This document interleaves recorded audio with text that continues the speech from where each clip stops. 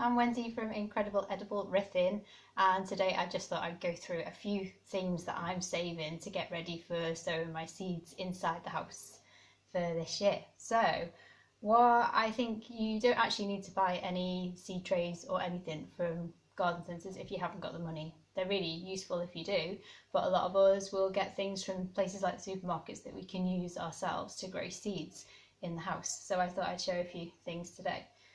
So for me, we go through a lot of mushrooms. So you can use these as seed trays. They are fantastic. You just need to put a few holes in the bottom.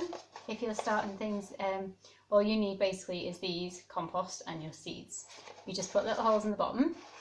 And if you don't want, obviously, your windowsills to get wet when you water your seeds, all you need to do is get one and put another one, the one with the holes in the top.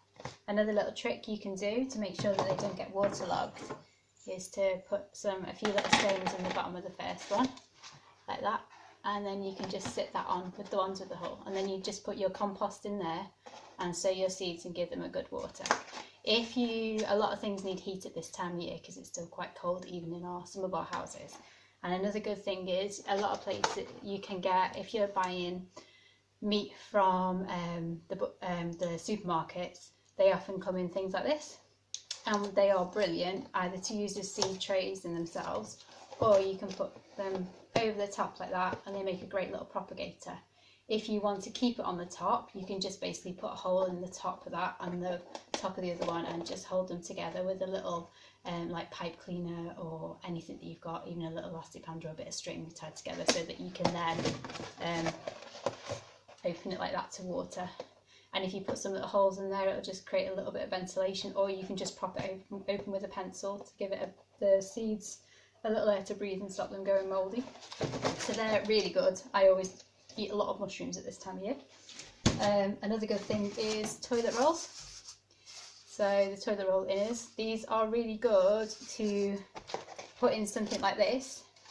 So stack them, fill them with compost, and then put seeds in there. Normally things that don't like root disturbance, so things that don't really like their roots being handled or moved too much, are things like peas and sweet corn.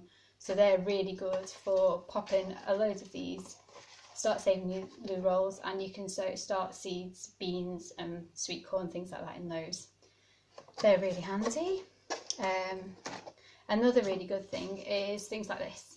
So especially the yogurt pots that come with a clear lid, because you just put some holes in the bottom, fill it with compost, put your seed in, something that maybe needs a bit of heat, like a courgette, maybe in a month or two. And then or peppers now, things like that, put the lid on, and that creates a little bit of a propagator, so a little bit of heat. And they're really good. These are also good for starting lettuce. Basically, if you put enough lettuce seeds to fill a 5p piece, or cover a 5p piece, that will normally be enough to spread on the top of the compost in that size of pot. And that's great, because then once they've grown a little bit in there, you can pot them on into other pots and you'll get salad leaves.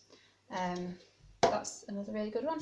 Another good one is a milk bottle, especially if you are lucky enough to have a greenhouse or somewhere where you've got hooks to hang things. What you can do is you can cut this bit and down here and then along here to follow the ridge, take that off, and then put your compost here and then plant into it. So you could do like coriander, parsley, you could do peas again, lettuce, and then you can hang them up and then just water them.